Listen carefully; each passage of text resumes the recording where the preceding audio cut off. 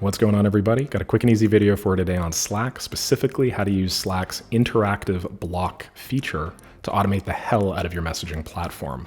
This works really well with Discord as well. Super similar sort of workflow. I'm just going to do it in Slack because I have a Slack workspace set up.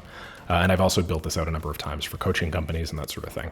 So as always, I'm going to build it for you live. This is something that you can actually go out and sell to coaching companies, or if you run a coaching company, or, I mean, to be frank, any type of agency that just deals with leads through Slack. This is definitely something you're going to want to check out. If that sounds like something that's interesting to you, then stay tuned and let's get into it. Okay, so to be brief, essentially what we're going to do is we're going to build out a flow where when a record is changed in a CRM, let's say a new lead is generated, our sales channel is going to receive a message from Slack that looks something like this. Instead of "you have a new request," it's going to say "you have a new lead." We're going to have a link that basically goes back to the CRM. There's going to be some information about the lead, maybe, I don't know, like the question that they submitted on a form or whatever. And then you'll have two buttons. You'll have like an approve button or a deny button. If you approve it, then the lead is qualified, and maybe this triggers the next step of some super intense sales flow. Maybe it sends them a proposal automatically. Maybe it adds them to a queue where salespeople on your team call them, whatever. And then if you click deny, then it marks it as no fit. And the idea here is essentially, you can apply the same approach to literally anything. There's just some QA step that needs to be passed before the next stage in this transformation of the lead. You could use this internally if you had like an article company, like I do, 1 second copy. Maybe when an article is ready from your rough draft writer, you receive a new Slack message in like a QA channel, and then you have to approve or deny a request. You could use this in like a graphic design company, same sort of idea, right? New piece of creative is created. There's some senior person that QAs. I'm just showing you a lead generation example because I always like to align my stuff most with revenue generation, because I find that that's usually the most valuable and relevant. But just keep in mind that you can use this exact same sort of flow that I'm about to show you for literally anything. Now, let's actually dive into how to build something like this. So unfortunately, Slack is notoriously quite difficult with getting an app up and running. And that's why I wanted to make this video to show you that, you can spend 5 million hours trying to figure out the various scopes of permissions that you need, how to invite things to your channel, all that stuff. Or you could just watch me do it once, and then you could just use that same sort of approach for any app that you make. I spent a lot of time just like wading through pretty deep waters trying to figure this stuff out over the course of the last couple of years. And Slack has unfortunately changed their API and the way that they work, so I've had to relearn it a few more times. But my way is probably one of the simplest. So if you're building out Slack automations or integrations and you need like a custom app or whatever, then yeah, I'll guide you through it here. Okay, so very first thing that I'm going to do is I'm going to use Clickup, which is essentially like a CRM or project management tool. And then I'm just going to use it to represent like a CRM, just so that we have some external source where data is triggered, as opposed to just doing everything in Slack. I want this to be as relevant to you as possible. So whether you're using Clickup or whether you're using some other CRM, I'm just going to walk through what this process looks like for us. Clickup is similar to the vast majority of other CRMs in that you can organize things based off of stages, dates. I'm like sorting by date created here. What I've done is I have my Slack CRM set up, and then I have a lead that I've added here called Peter Ledio, who's definitely a real person. I created him today. The stage that he's at is called intake. This is just the default stage when a new lead enters my system, right? Maybe I'm doing a cold email campaign, or maybe this is like an SEO funnel or something. There's no due date. Let me just get rid of that. That's irrelevant. But I have his email, I have his phone, and then I'm just going to add a column here, and I'm just going to call it like, form answer. And I'm going to pretend that maybe there's like a form box on my website that he had to fill out in order to get added to the system. And maybe here all I'm doing is I'm just asking him, what it is that he wants. So I'm looking for an agency to help me with my graphic design needs, right? And what we're going to do is we're just going to like have that form answer be the thing that we're going to determine whether or not a lead is qualified from. So, this is just some entry in a CRM. What I'm going to do is I'm just going to set this to empty for now, and then I'm just going to add an automation inside of Clickup so that when I add it to intake, it automatically gets sent to Slack.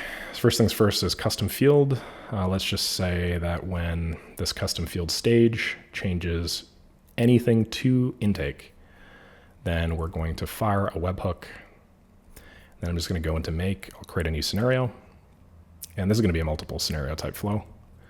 but I'm just going to create this webhook, custom webhook, and then I'm going to say new lead. What am I doing here? Slack block kit example lead. That'll help me hopelessly organize this. No, it's more like it's already hopeless. Okay, so all this is doing is a very simple ClickUp automation that when the stage changes to intake, we're going to fire a webhook and we're going to catch that webhook in make. So what I'm going to do here is, just before I do this, I'm going to make sure this is running. So I'm going to click run once. This is now on, it's waiting, and then I'm going to change the status to intake. And then ClickUp's automation center will see that, and then they're going to shoot that over here. And what I'm going to do is I'm going to use this payload here just to get a bunch more information about this before I create the Slack block message, which will look like this. And I'm also going to show you guys how to like format the Slack block kit and do everything. So stay tuned for that. But essentially, we have all the data about Peter here. But what I always like to do is I always like to re-query the CRM. So if this is coming in on Monday, for instance, you just do the equivalent task on Monday. What I always do is I always just do the get a task feature. Basically, every CRM has a flow where you can just feed in the ID of the task that triggered a webhook, and then you can just get more data about that. So I'm going to go back here and just pretend that I'm doing all this over again. I'm going to run this one more time, and then I'm going to go back here and change my stage to intake. This is going to trigger the webhook again, but you'll see that now what I'm doing in the second stage is I'm getting that task. And so the reason I'm doing this is because I can access all of the custom fields in this task. I can see the stage, the email, the phone number, then I can get this form answer, which is nice and sexy, and then I can use it to feed into my Slack automation. Okay, great. So now that I'm done with that, let's actually go into Slack and let's create a flow that essentially sends a message into our chat. This is one of the scenarios where I'm not starting at the end, I'm starting sort of at the beginning. But that's just because this is quite conceptually simple, and the real secret sauce here isn't the automations. The secret sauce is the stuff you have to do in Slack to configure it to make it work. I know that my channel type is public. What I've done is I've created a channel in Slack by going here, clicking create, and then just typing Slack block automation. And I just click next, and then I created it. This one's already been taken, so that's what I have over here. What I'm going to do is I'll go to public channel, and then I'll go Slack block automation right here. And then the Slack create a message module offers you two ways to make a message. The first is you can make a message just through plain text. And so I could just say like, hello, how are you? If I run this puppy, you'll see there's a new message here from Integromat, which is sort of Make's old name. And it says, hello, how are you? But this isn't really that pretty. And obviously there's no interactive functionality here. I can't click on this and I can't use it to like trigger a workflow or approve something or deny something. So we don't want to use that. What we want to do is we want to go down here to blocks. And you'll see that you can use blocks to build an interactive message. To create blocks, use the block kit builder. So Slack is very good at educating people on how to use their block kit builder. If you give that button a click, you literally just go straight to like a big template page where you can just select one of like a dozen templates. And as you see, this is actually the template that we were using initially. And then all we need to do to actually paste this in is just copy this text, go back to our flow, paste it in. Let me just zoom out a bit because this screen's a little small. Then if I run this again, you'll see that we now have a message in our app, in Slack essentially, saying you have a new request. Here's Fred Enrique, new device request, yada, yada. So that looks pretty good to me. Obviously, if we click approve or deny, we're going to get this little app has not been configured for this feature. Please contact the app's developer. That's just because we haven't set up any of the actual Slack app on the back end. In order to do this, you need to set up an app and everything like that, which I'll show you. But what I'm going to do right now is I'm just going to change this so that it has the information that we care about so that we can see the form answer and the person's name and that sort of thing. So first things first, the simplest way to do this is always just using the Slack block kit builder itself, because when you make a change here, it'll actually just immediately be represented over here on the left-hand side. So instead of you have a new request, also you have a new lead. Then we have a fake link to employee profile. What I'm going to do here is this format is essentially, maybe I'll do it up here. It's a smaller or a less than symbol, and then it's the link. And then it's a vertical bar, and then it's like the name of the thing. So if I added this in here, I would have a link. Actually, why don't I add it in here just so you guys can see? I would have a link to my website, leftclick.ai, that reads leftclick, space inc. And so this is just the format that we're going to use. What I'm going to do here is I'm just going to put a first name. So we'll just say Peter Ledia. I'm just going to hard code it in. And then what I want this to be is I want this to be a link to the ClickUp record. ClickUp's really easy for this. If I just click on this record, if I just click on this Clickup record dog, then I already like click, so I put a click in your click. If you just copy this over, you'll see that the format of this URL is pretty straightforward. It's app.clickup.com/t/some string, and that string is the ID. So it's actually very straightforward and very simple to do this. What I'll do is just paste that in, and now I have a button that literally, like when I click on this, it takes me to my ClickUp task for that lead. You can imagine how this might be valuable to have when you receive a Slack message, because that way you can just click on it and maybe see all the history of the lead or whatever. So that's pretty neat. Okay, great. So what else am I going to do? Well, I see that there are all these sections here. There's fields. Field is an array that's broken down into a number of objects. There's type, markdown, okay, text, type, computer, when, last update, whatever. So it looks like this is just, this whole section here is just broken down into like 1, 2, 3, 4, 5 things. And all I want to do is, I guess I need, maybe I want his email address. So I'll say email. And then we're just going to do, I don't remember what I did here, but I'll just do my own email here. Nice, automatically links. When, I don't know if we need a when. Let me just look through here and see what information is actually relevant. Like, don't just put information there because you need information or because you want to fill a space. Put information there if it's relevant. So I'll put the phone number as well. So we'll go phone. And I'm just going to do some pretend phone number here. I did my own phone number again, didn't I? Yeah, I did. I've gotten some calls. Whatever. I'm putting it back up. Feel free to ring me if you like getting hung up on. And then the last update, what I'll do here is I'll say this is form answer. And then here I'll just put the form answer. And that should be good. So let's paste this in. That looks pretty good. And then we'll just delete these two. And, you know, it's not the prettiest. I kind of wish that I could like have one more thing, honestly. But whatever, it's not a big deal. And then we have two buttons. So we have an approve button and a deny button. You'll see that the way that this is laid out, their syntax looks like there's a type. Like, to be clear, I don't actually know any of the syntax off the top of my head or anything. I'm just making this up as I go along. I'm just looking at the syntax. I'm looking at, like, comparing it back to the page. And then I'm saying, the text parameter is approve. I wonder if I change this to qualify. Yeah, and then it changes it to qualify. So I have basically the same level of knowledge as you do about all the stuff on the right-hand side of the page. But regardless, you know, I'm able to infer that if I make a change on the right-hand side, it'll change the thing on the left-hand side. I've played around with this probably a little bit more at this point than most of you, so that's why I'm dancing around. But yeah, you know, just try one of these templates, play around with it, and then I'm sure you'll see what I mean. It's quite simple and straightforward to do this yourself. But okay, I see that there's an elements array. Inside of it, there are two buttons. There's one called primary with the text approve, and then the value is click me 1, 2, 3. So what I'm going to do is I'm just going to change this value to qualified. And then for the deny button, I'm going to change it to unqualified. And that should be good. And I imagine I'm going to feed the value in later or something. I don't actually know. So we're going to do it together. But anyway, I'm going to copy this now. And what we need to do is we need to basically like format our message. So I'm going to paste this back in here. And then there's some variables that I want to add. So I just did this because I wanted to know how to, like, where to replace the variables exactly. So the task name is Peter Lidio. That's where that's going to go. I'm going to leave the link the same as it is. And I'm going to move this over here so you guys can see this a lot simpler before I start screwing around with this. Okay, so where was I? Peter Lidio. I'm going to replace this with the task name. And then this link, I'm going to put in the task ID. So it'll say https app.clickup/t/whatever. This will link us back to the ClickUp record. The email here, I'm going to fill with the email record from the record here. Phone number, I'm going to fill with the phone from the record here. And then the form answer, which is ostensibly the most important part, I'm going to add here. And then I have approve.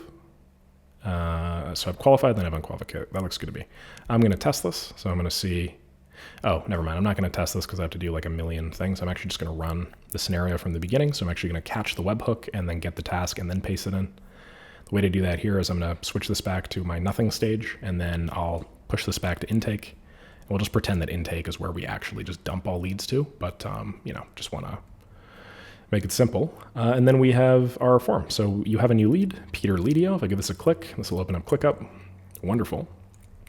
If I go to my email, I can email myself, I can call myself, and then form answer. I'm looking for an agency to help me with my graphic design needs. If I'm like a sales manager or something, and I have like a junior that's generating leads for me, whatever the format is, if I'm a closer and there's a setter out there that's setting appointments, I can forward their information over to a message just like this, and then I can, at a glance, instead of me going into a record or having some daily task, at a glance, I can just verify that this looks good. I wouldn't recommend this for all business types, obviously. I don't like being chained to a messenger personally, and I do not really work this way. But there are tons of coaching companies where you need to respond to a lead within like a minute. And if you don't respond to a lead within a minute, that's $15,000 on the table you just lost. So that works quite well, obviously, for that. But anyway, so we've set this up now where we got the message. And the question is, what do we do with the message? Well, obviously what we want is we want a system that is two-way, not just one way. When we click approve, something will happen to the Clickup CRM. When we click deny, something else will happen to the Clickup CRM. And this is where the rest of the flow becomes less of a make.com flow, and it becomes more of just like a Slack setup flow, which is quite intimidating to a lot of people. And this may differ a little bit from Discord if you're going to use that platform, but I will show you how to do it in such a way that makes you not want to tear your eyeballs out. Okay, so first things first, we need to set up a Slack app. So what I'm going to do is I'm going to go over to my workspace, go to Tools and Settings, and then go to Manage Apps. That'll take me to this page here. And then on this page, I can go to the top right and click Build. And what I'm going to do is, you can see I've already created one called Block Kit Example earlier when I was screwing around with this. But I'll click Create New App and then go from scratch. The app name is going to be Nick's Super Awesome Two-Way Slack. Nick's Cool Two-Way Slack Automation. That's rough, man. All right, that looks good. Workspace I'm going to develop this in is my own 1-second copy, and then I'm going to click Create App. You should call yours Nick's Super Cool Slack Automation too, by the way. All right, now we're confronted with a pretty intimidating looking screen. What we need to do is use this click on this interactive components button, turn this puppy to on. Then we need to go to request URL, and then we need to, let me see. So this will send the Slack message.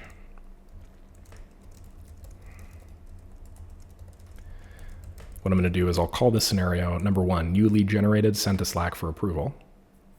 And then I'll go back here, and then I'm just going to clone this, even though that's annoying. Sometimes when you clone a new scenario that has a webhook as a trigger, it'll ask you to replace the webhook, which is just the worst. But I'm just going to create a new webhook in a new scenario.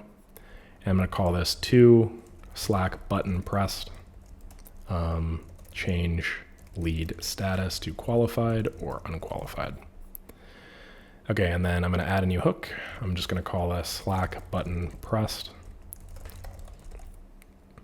And then I'm going to copy this address to my clipboard. And then if we go back here to the app, you'll see there's a request URL parameter.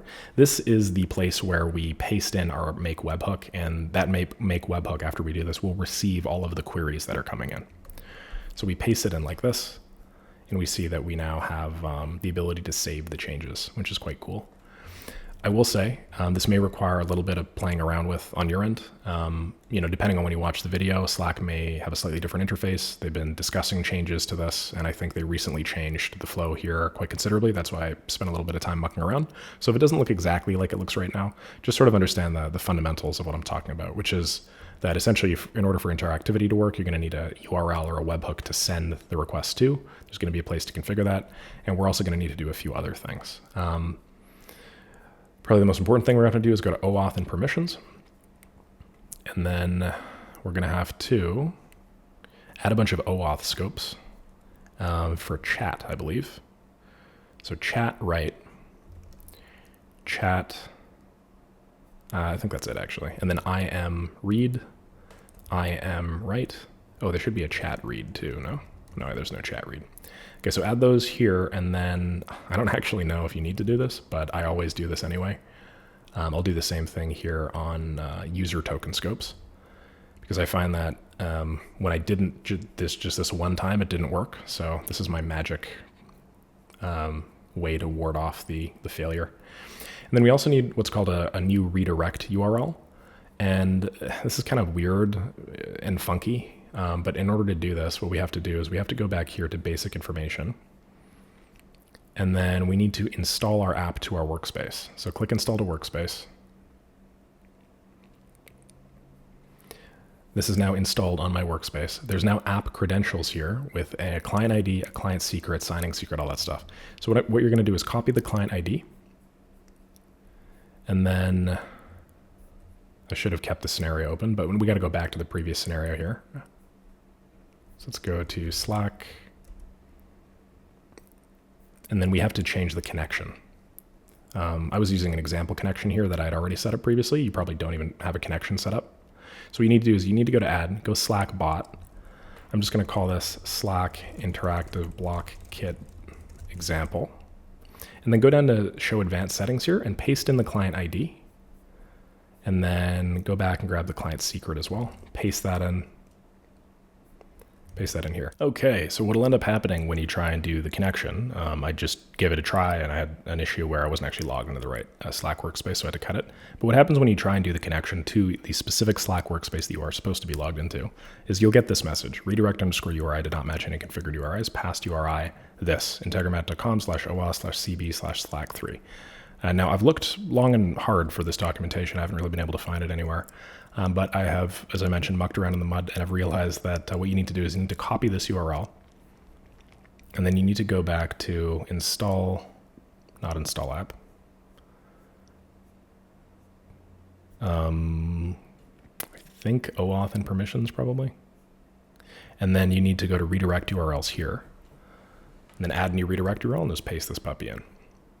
And then save. What you are basically doing is you're just adding like an additional layer of verification where the request is now being sent back to make really quickly, just to verify that you are who you say you are and all that stuff. So what I'm doing now is it's told me the response is marked as invalid. I'm just going to like retry. And I'm going to get a little modal here that is now saying, hey, we are requesting permission to access the 1-second copy Slack workspace. What can I do? I click allow.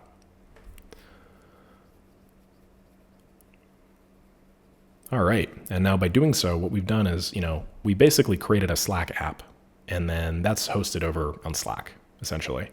And now what we're doing is we're using that Slack app, and then we're connecting it to our Make account. So now we're going to send and we're going to receive messages using the Slack app, as opposed to just using the basic Integromat bot like I was doing earlier. Most people here are probably just using the basic Integromat bot, or maybe you're just using like a user account that you're authenticating.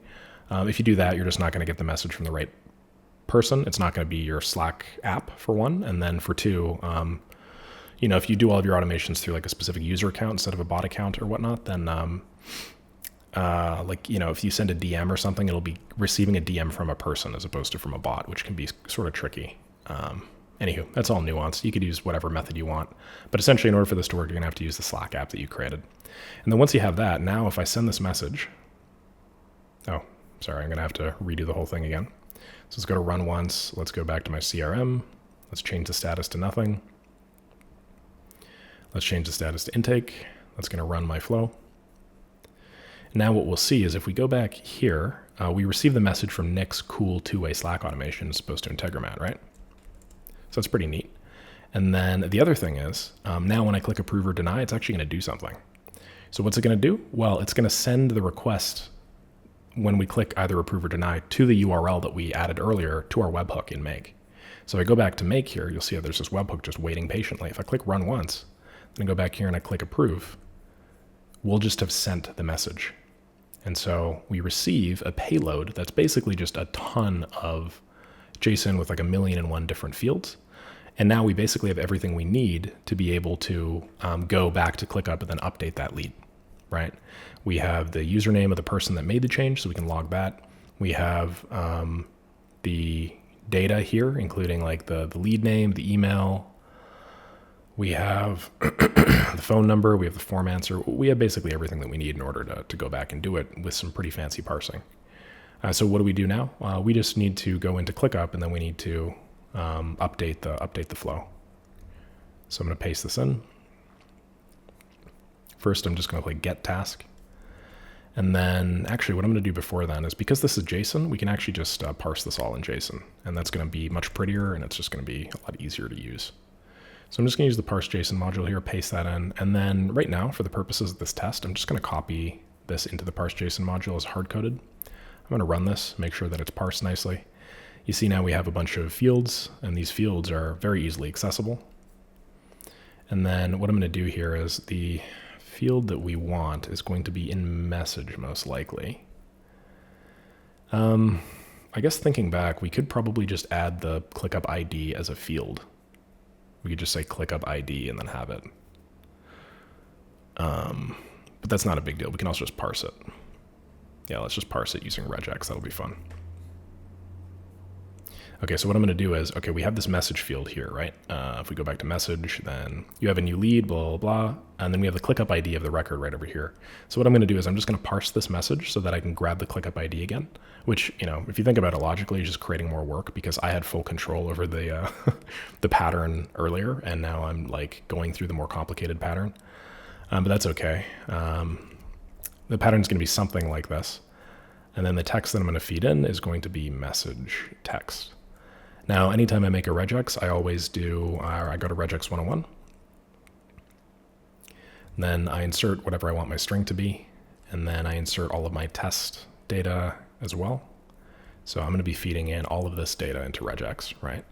And what I want is I want this section right here. So what I'll do is in regex, you have to cancel out backslashes like this. And then whatever the data that you want to extract needs to be within these two little curly brackets. So got the curly brackets here, and then my group one is the ID, which is what I want. So this regex should work. I think it'll work. I'm just going to go in and pump this in, give it a try. Pattern that I'm looking for is here. The message that I'm looking for is there. I'm just going to hard code the message again, just because I'm doing testing. Let me just paste this in, make sure that I grab the actual ID of the record. And then I'm just going to give this a run. We didn't get anything. Why didn't we get anything? Maybe because global match was off? Case sensitive? No. Multi-line? It's probably multi-line. Well, actually, that doesn't mean anything. Yeah, so that shouldn't matter. Let's try this again. Okay, we didn't get anything there. Oh, man. What was it that I was not doing correctly here again? Was it the pipe character? Might be the pipe character. Yeah, okay, it was the pipe character. So sometimes in regex, you have to like cancel out or escape various characters. And sometimes the way that regex is interpreted by regex 101 is different from the way that the regex is interpreted in make. That's the TLDR there. It's not super important. If you aren't capable of getting something that you can get in regex 101, I would just start adding some backslashes randomly like I did. And then eventually you'll be able to, you know, isolate the variable that you want. Anyway, that's good. I verified that this works, so I'm going to go back here. I'm going to swap this out with the message text. Then I'll go to Clickup, and then the variable that I'm going to feed in is going to be this $1. So I think it's going to be $4.$1 back here, I believe. We'll see. And then once I get that, I'm going to go back to Clickup, and then I'm just going to update. Let's edit a task with custom fields. This allows me to access the custom fields that I want to change. And then I suppose I could add a router here, and then I could say if it's approved, then we do approve. If it's denied, then we do it denied. But let me cover that in a second. Let me just verify that all this stuff works first. We'll go to folderless lists. And then what are we going to Slack CRM here?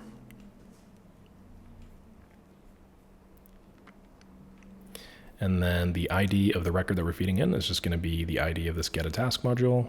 And then the custom field that we're changing is going to be called stage, and we're just going to change this to qualified for now. Okay, let me go in and actually add the real data to all this. So this is the payload, this is the pattern, we got the task, and then we're editing the task custom fields. Great, I'm going to give this a run. And what I'll do is I'll take a close look at this stage, and then I'll go over to my Slack, and then I'll click approve. Then I'll see that the stage was just changed to qualified, and it happened when I triggered it in Slack, which is nice. If I go back to the make scenario, you'll see that all of these were completed pretty nicely. Looks like we found the ID and all that stuff. And then sorry, I just realized that I'm hard coding in an ID, which is dumb. What I'm going to do is I'll go period and then this, and this should now be able to hard code anything as opposed to just that modifier. Yeah, there you go. So the regex, previously I was actually just looking for 86DTG69H7, which is dumb. Obviously every ID is going to be different. What you can do is you can just put a dot and then the star symbol, and it'll just capture everything up until, you know, the character outside of this little round bracket. If you guys are interested in me doing like an actual breakdown of regex at some point, as opposed to just mumbling my way through various builds that include regex, just let me know. I'm more than happy to like actually focus on regex, maybe give you guys like a brief ELI 5. I'll be honest, I just use ChatGPT for probably 70% of my regexes nowadays. It's just a lot faster than me having to memorize every single part of the flow, but you know, you can still make it pretty far with just a little bit of procedural knowledge. But all right, so that's more or less the flow for approved. Why don't we see, okay, there's a variable here, I think it's actions, and then it's under value. So what we need to do is we need to change the stage that we're updating it to, depending on the presence of this value. If it's qualified, we'll change it to qualified. If it's unqualified, we'll change it to unqualified. What I'll do here, because this is probably just simpler for everybody watching, is I'm just going to attach a router. I'm not a big fan of routers. If you've seen my previous videos, you'll probably know why. But this will just make it a lot easier for people that are unfamiliar with how switches work to get up and running with this. And then what I'm going to do is I'll use filters, and then I'll say if this is equal to, go to actions and then value, and if this is equal to qualified, then we'll go the qualified route. And then if actions is equal to unqualified, then we'll go the unqualified route. And then what I'm going to do is down here, I'll change this to unqualified. So now we should have the ability to dynamically change the status of a lead based on a button click. So this is currently qualified. I'm going to click deny, and now this should move to unqualified. And you see that's exactly what's happening. There's a little bit of a lag here, so it changes twice, but this is now unqualified. All right, that looks great. Now that we have both of these up and running, why don't I just add one new lead to this flow, and then we can just give this thing a quick little test. I'll just pretend that I'm adding a completely new person. What I think I'll do is I will add the person that requested this video in the first place. The person that requested this video was named Jason Guest 3447. So I'm going to pretend that, first of all, I need to add a new lead here. We'll go Jason Guest. Let me just create this up here. Handsome looking fella. I'm just going to pretend his email is jasonguest@totallyrealemail.com. That looks legit. His phone number is very auspiciously a 604 phone number that's close to mine. And he wants, hi, I want an agency to help me grow my consulting biz. Okay, so we have a new lead basically ready to go. All we need to do is change the stage, and Jason Guest should be coming into our Slack. What I'm going to do is I'm going to add him to intake. I'm going to go over here to my Slack channel, and boom, we have a new lead from Nick's cool two-way Slack automation from Jason Guest. Let me give this a quick click because I'm not sure if he's qualified. Looking through all of his information. I don't know about this Jason Guest fellow, man. No, I'm just kidding. He's totally qualified. I give him the quick little approve button. I go back to my Slack. What you'll see just happened is, assuming that this automation is working. Oh, sorry, I didn't actually run this. Let me wait for new data. I go back here, I click the deny button, and then what ends up happening is he goes down the unqualified route, and then Jason's unqualified because we hate him. No, I'm just kidding. He's probably pretty qualified. So if I go back here, I run this puppy again, and then I click approve. Let's make Jason qualified. I think he deserves it at this point. Yeah, awesome. I hope that makes sense, guys. You know, if you aren't immediately seeing the value in an automation like this, you probably haven't worked at either a coaching business or one that uses Slack to manage most of their internal communications, but essentially enabling two-way interactivity between a block component and then a CRM and then a CRM and then, you know, your Slack channel. can be incredibly powerful, especially for faster moving companies that spend most of their time living inside of a little Slack message box. So I really do hope that helped you guys. If you guys have any requests for similar videos on Slack or maybe Discord, I haven't really played around with Discord too much, but I'm happy to learn for the purposes of showing it to y'all. Then feel free to just drop a message down below. I'm more than happy to walk you through it. If you guys have any recommendations for videos that aren't related to this, feel free to drop them down below as well. I have a lot of fun doing these sorts of builds. Otherwise, thanks so much for watching. Please like and subscribe, do all that fun YouTube stuff, and I'll catch you on the next one. Cheers.